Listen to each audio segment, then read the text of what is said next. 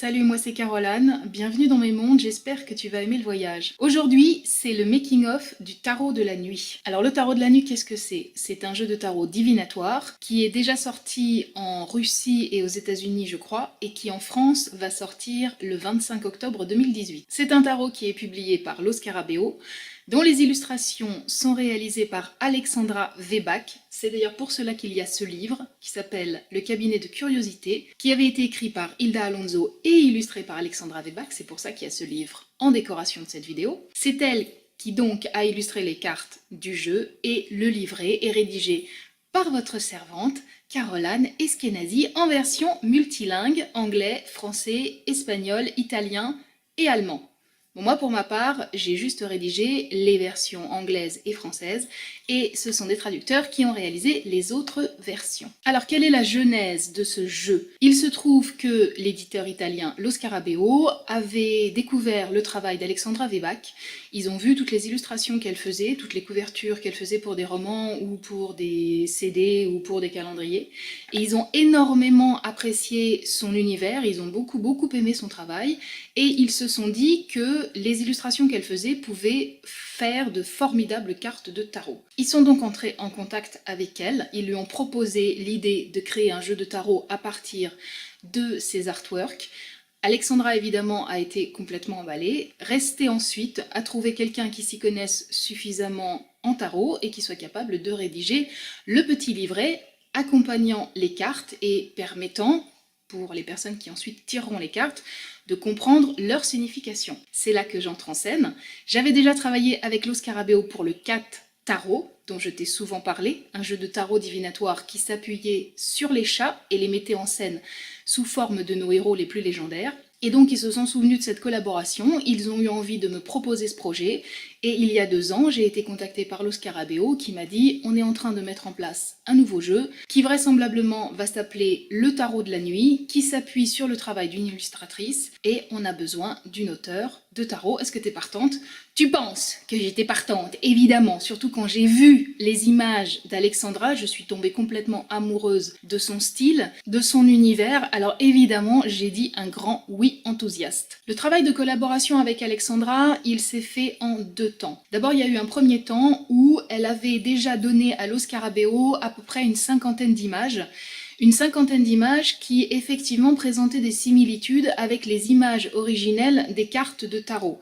Donc moi, mon travail, ça a été de prendre ces 50 images et de les dispatcher selon les points communs que je pouvais voir avec les cartes traditionnelles du tarot. Ce qui fait que je me suis retrouvée avec déjà une 50aine de cartes illustrées. Et puis ensuite, il restait donc un jeu de tarot contenant 78 cartes, il restait 20-28 cartes à illustrer. Et là a commencé le 2e temps de ma collaboration avec Alexandra, un temps où on a été beaucoup plus en cheville toutes les deux, puisqu'il a fallu créer ex nihilo les cartes restantes. Alexandra s'est servie de mes directives, de mes indications pour créer ces cartes. Et une fois ce travail fini, on s'est donc retrouvé avec 78 images qui allaient pouvoir illustrer les 78 cartes, et je n'ai plus eu après qu'à me lancer dans la rédaction du petit livret accompagnant ces cartes. Je me suis évidemment appuyée sur la symbolique traditionnelle des cartes, et je me suis aussi beaucoup, bien évidemment, laissé inspirer par les images qu'Alexandra avait créées. Et ce tarot, le voici, il vient tout juste de sortir dans sa version internationale, et la version européenne et française arrive pour le mois d'octobre.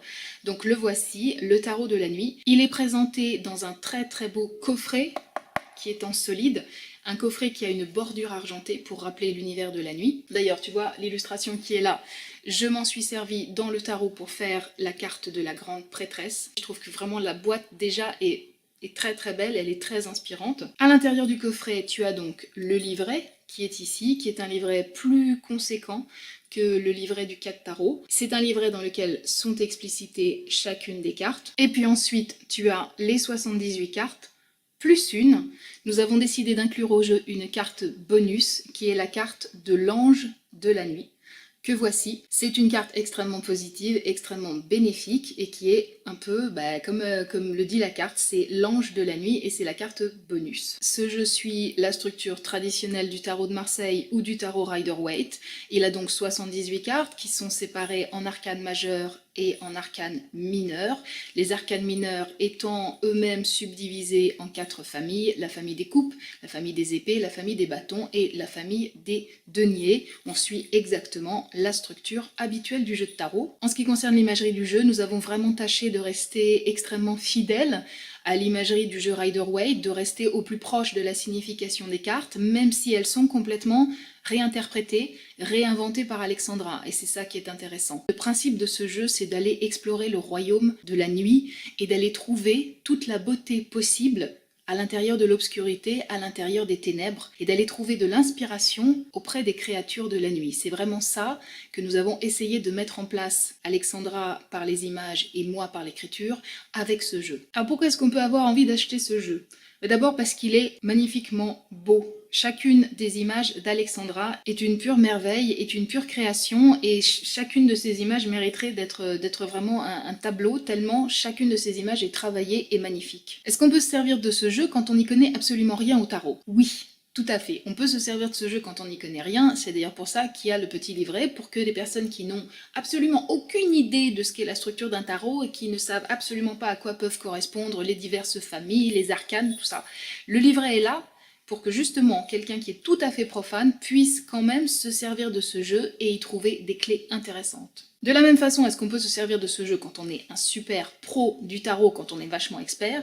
Eh bien oui, on peut se servir de ce tarot puisque nous avons été tout à fait attentives à suivre la symbolique traditionnelle des cartes et à faire en sorte que les images d'Alexandra soient une réinterprétation, une réinvention mais très proche de l'imagerie traditionnelle du tarot de Marseille ou du tarot Rider-Waite. Il est certain que ce qui rend ce jeu unique, c'est vraiment les illustrations d'Alexandra. Elle a réussi à proposer des images qui sont complètement envoûtantes, qui attirent l'œil, qui font tout de suite travailler l'imagination, qui sont tout de suite inspirantes, qui sont tout de suite absolument renversantes de beauté et extrêmement marquantes. Et moi qui suis une grande collectionneuse de tarot, j'ai plus de 400 jeux, donc j'ai eu beaucoup de jeux entre les mains, et c'est pas parce que j'ai travaillé sur celui-là, c'est pas parce que j'en suis aussi la deuxième maman, mais vraiment, il est certain que ce jeu a quelque chose de tout à fait spécial, de tout à fait unique. Alors bon, laisse-moi te présenter certaines des cartes.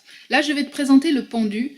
Le pendu est l'exemple même d'une carte qui existait déjà. Alexandra avait réalisé cette image et c'est une des cartes, enfin c'est une des images qui a fait que Lo Scarabeo s'est dit mais à partir des images que cet artiste réalise, on pourrait tout à fait créer un tarot. À mon avis, Alexandra avait réalisé cette image en ne pensant absolument pas ni au tarot ni à la carte du pendu dans le tarot. Or, il se trouve qu'effectivement, cette image correspond parfaitement à la carte du pendu, puisqu'on voit un personnage qui a la tête à l'envers, et donc c'est vraiment l'imagerie traditionnelle de la carte du pendu. Dans le même genre d'idée, je te présente le 6 de coupe. Alors pourquoi je te la présente celle-là? Attends, voilà, comme ça. Pourquoi je te présente cette image-là? Parce que cette image-là, quand je l'ai vue, j'en suis tombée complètement amoureuse. D'ailleurs, il me semble que je t'en ai déjà parlé dans des vidéos. Cette image d'Alexandra, quand je l'ai vue, je l'ai trouvée juste sublime et je me suis dit, celle-là, il faut qu'elle fasse partie du tarot. Parce que je l'aime, parce que je suis folle de cette carte, donc il faut que je la mette dans le jeu. Et j'ai décidé que j'allais l'intégrer. Ah mais fais la mise au point! Allez! Voilà. En plus, je trouvais que son image, moi ça me faisait penser à de la nostalgie, à quelqu'un qui réfléchit à son passé, qui se sent un peu triste, et donc ça me paraissait pas trop mal pour se caler sur le 6 de coupe. Ensuite, je te présente cette carte-là, qui est une carte qui représente, oui, la Reine des Neiges de Disney.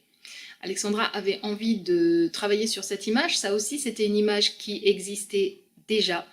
Et quand j'ai vu cette carte-là, je me suis dit, tiens, ce serait rigolo d'inclure justement une Reine des Neiges de Disney dans le jeu.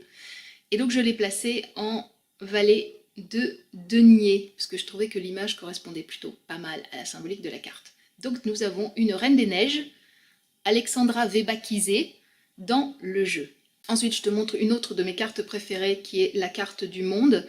Ce qui est rigolo, c'est qu'au départ, Alexandra avait fait une autre version du monde. Le monde, c'était une des cartes qu'il fallait créer spécialement.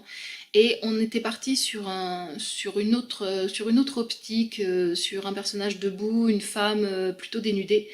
Et on n'était pas complètement satisfaite, ni Alexandra ni moi, du résultat. Et puis un soir de pleine lune, tout d'un coup, Alexandra a eu cette inspiration. Et effectivement, je trouve que cette carte du monde étant donné que la carte du monde est une carte d'aboutissement, de plein accomplissement dans le jeu de tarot, je trouve que cette image est vraiment superbe.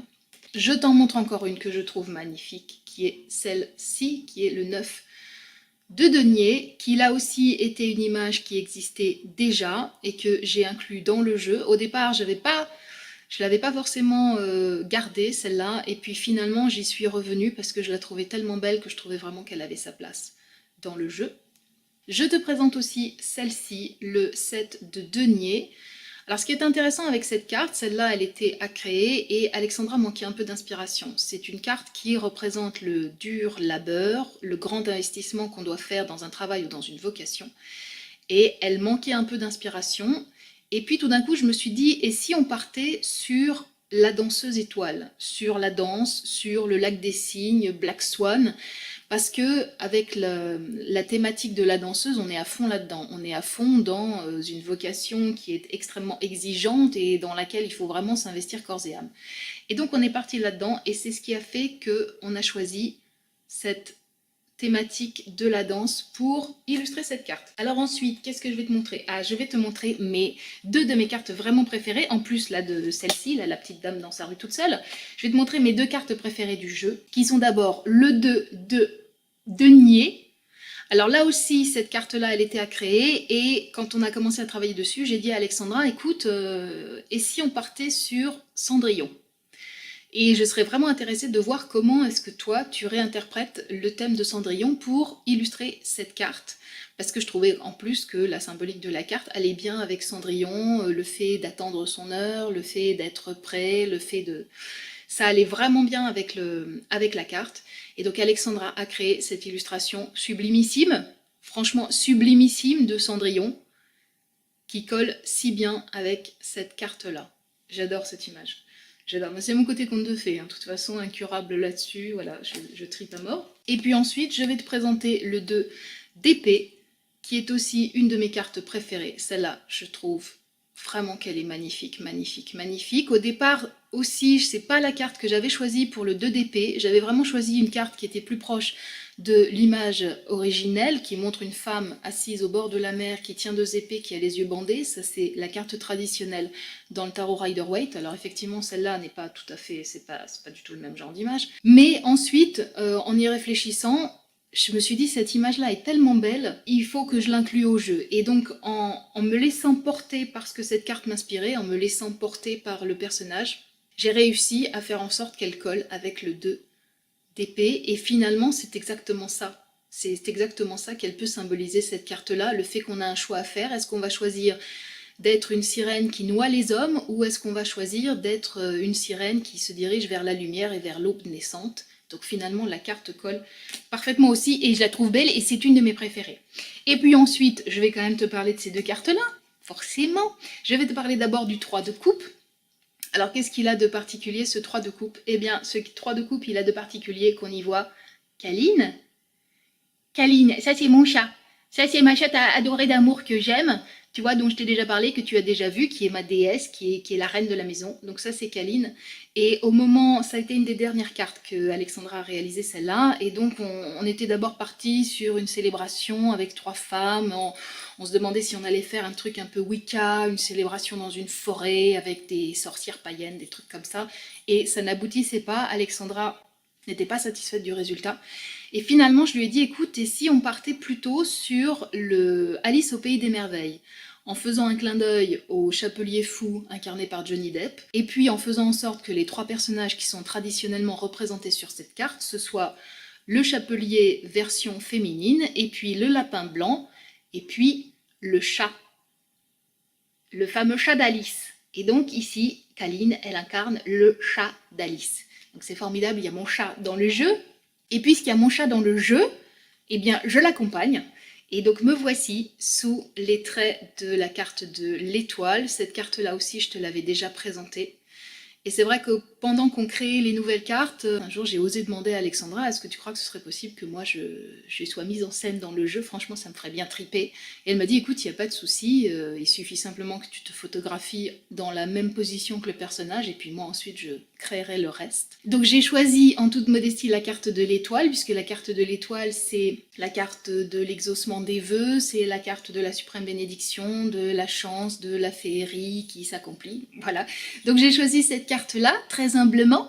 Et donc Alexandra, à partir de la photo que je lui ai transmise, où j'avais cette position en tenant une petite jarre d'eau, elle a créé cette splendeur de carte qui me transforme en fée bleue, avec la bonne étoile qui guide ma route et qui éclaire la personne qui tire la carte. Je crois que j'ai fait le tour de toutes les petites anecdotes que je pouvais te raconter sur ce jeu. J'espère vraiment que ça t'aura donné envie de l'avoir à ton tour entre tes mains, de t'en servir, d'en tirer toute l'inspiration que tu pourras. Si tu as aimé cette vidéo aussi, n'hésite pas à t'abonner à ma chaîne YouTube. Sur ce, je te fais de gros bisous et je te dis à très vite pour de nouvelles vidéos. Mouah.